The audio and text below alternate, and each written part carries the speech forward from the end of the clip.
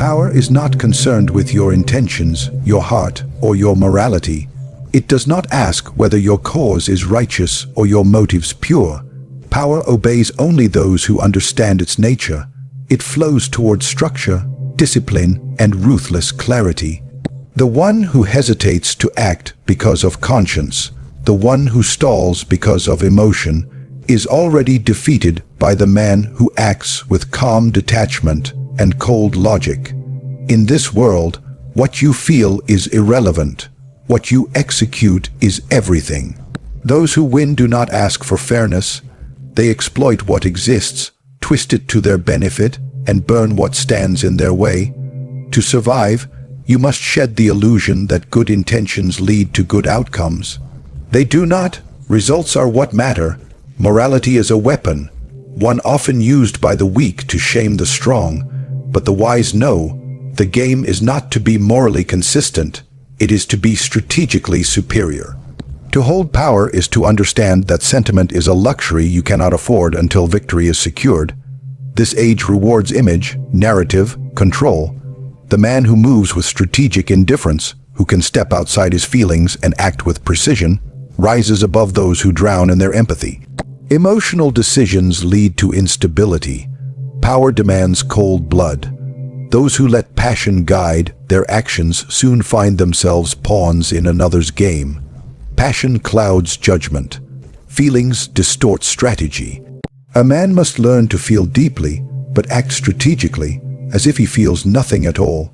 What holds most people back is not the absence of opportunity, but the paralysis of their emotions, guilt, doubt, nostalgia. These are chains forged by the soft-hearted and worn proudly by the weak. If you want power, cut the chains. You owe the world nothing but dominance, and dominance is born in the mind first.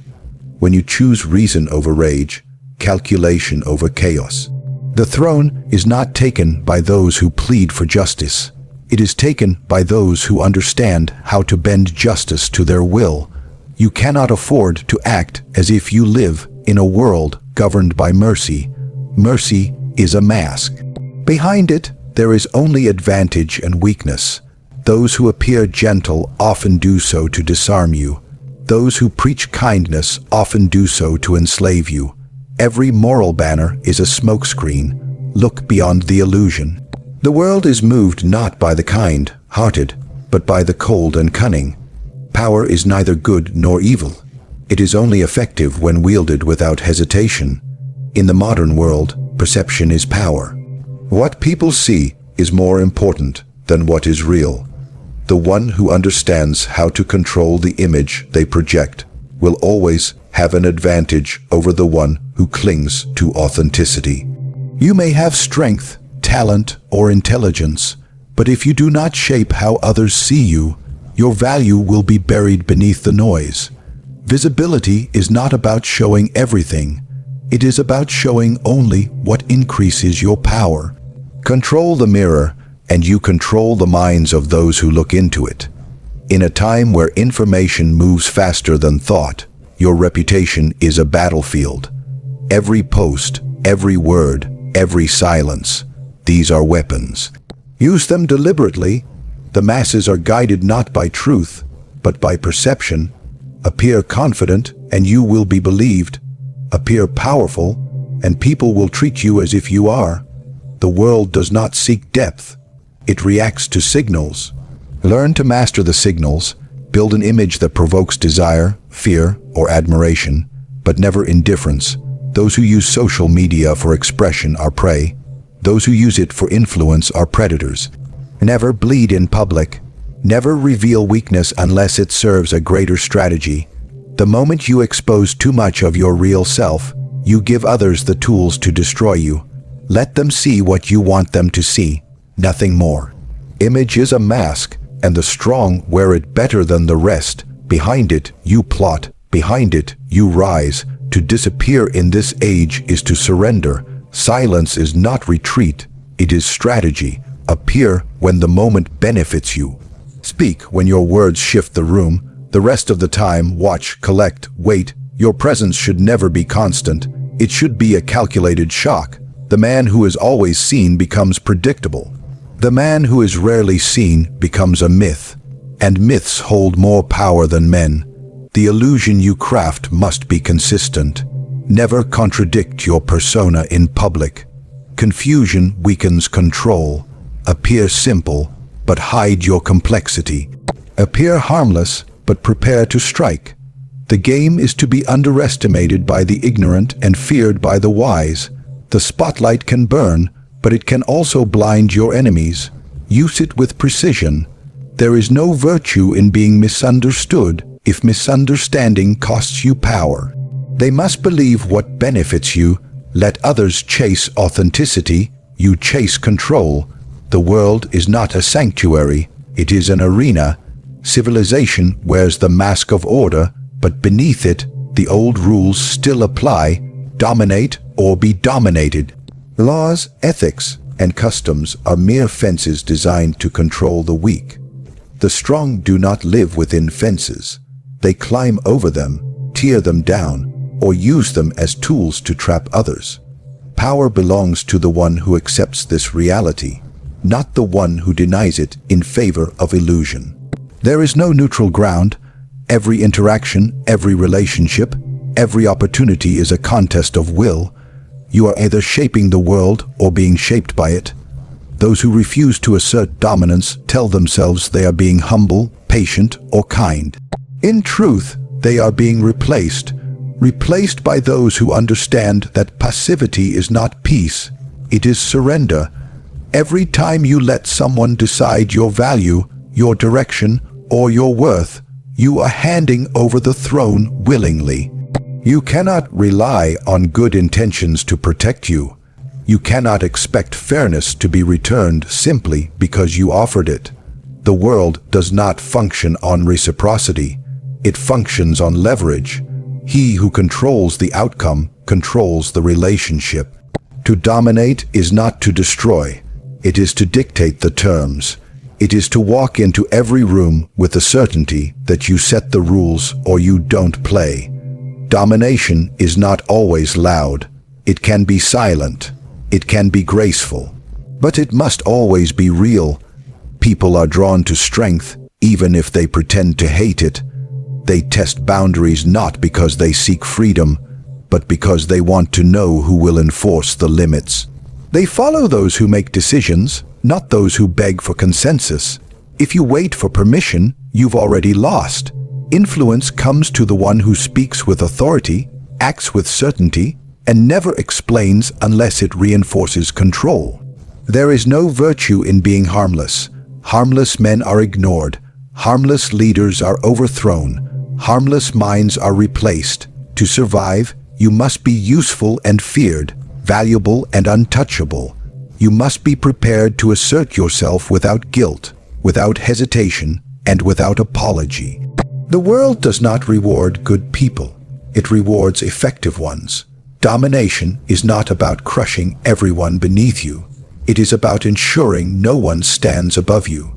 It is about owning your space, your path, and your name in a world where most men live on their knees and call it peace. Truth is not sacred. It is strategic. Those who speak it without thought are fools. Those who use it with precision are kings. Truth, like any weapon, must be handled with care. Unsheathed too often, it dulls. Revealed at the wrong moment, it wounds the wielder more than the target. The wise man understands this. Truth is not a virtue. It is a tool, and in the game of power, tools exist to serve, not to be worshipped.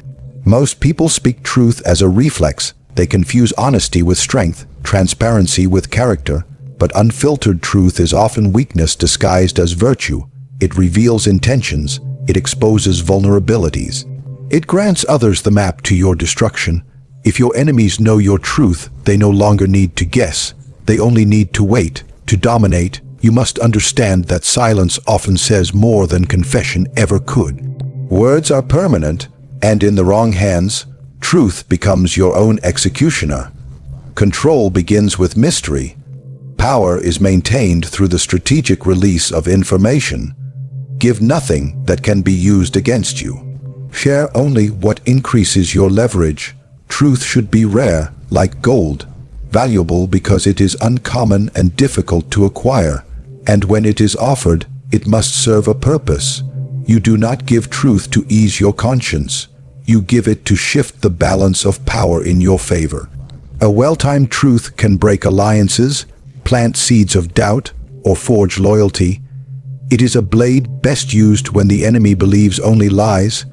The impact of truth is multiplied when it comes unexpectedly, when it cuts through a web of falsehoods with surgical precision. But if you wield it constantly, you lose the element of surprise. You become predictable, and predictability is the death of influence. Lies, on the other hand, are not always falsehoods. They are strategies. They are illusions crafted to shape perception, guide outcomes, and protect assets. A lie told with purpose is more powerful than a truth told out of guilt. Those who cling to truth out of fear of deception are already victims. Those who use both lies and truth as instruments of control are never victims of anything. Master both, and you are no longer playing by the rules. You are writing them. You must learn to speak in layers. What you say should never be all that you mean. Truth can be hidden in jest, buried in silence, or wrapped in a lie so elegant it seduces even the skeptical. Reveal only what you must, never what you feel. The man who reveals everything becomes a puppet. The man who conceals with purpose becomes a master.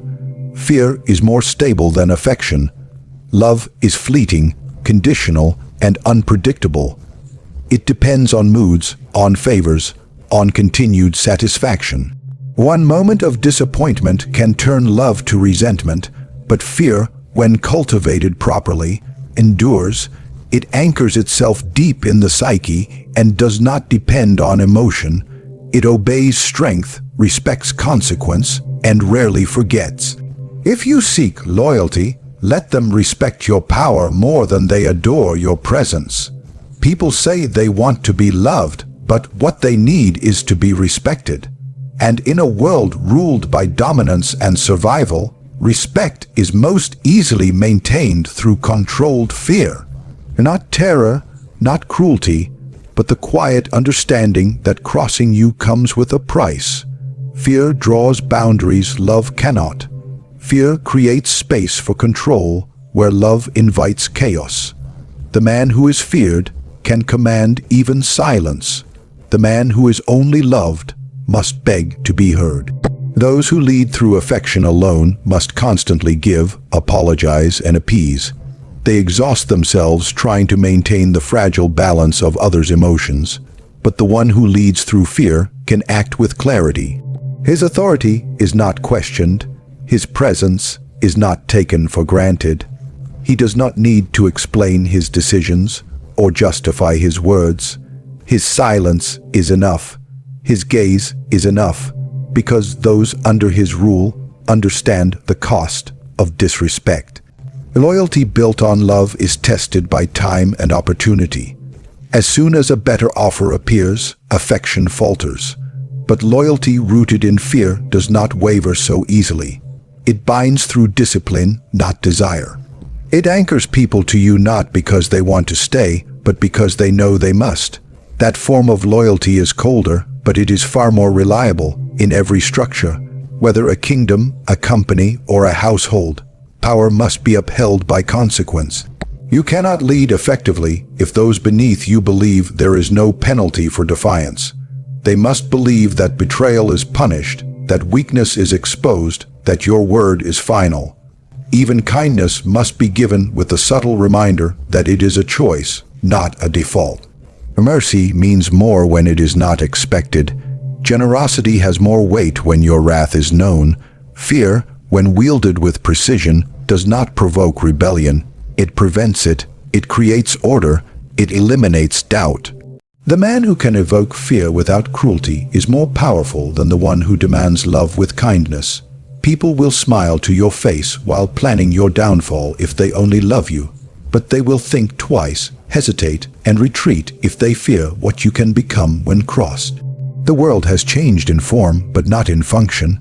Titles have shifted, technology has evolved, and language has softened, but the nature of power remains the same. Men still rule through fear or fall to it. Influence is still seized, not gifted. Strategy, not sincerity, still governs the hierarchy of the strong and the forgotten. Those who dominate in this age are not the most virtuous, the most emotional, or the most truthful. They are the most calculated. To rise above the masses, you must think like a ruler, act like a weapon, and speak like a shadow. Use emotion only to manipulate, truth only to gain ground, and visibility only to control perception. Build loyalty not through softness, but through certainty. Move with quiet force. Let others chase comfort. You chase command. Let them argue about right and wrong. You execute what works.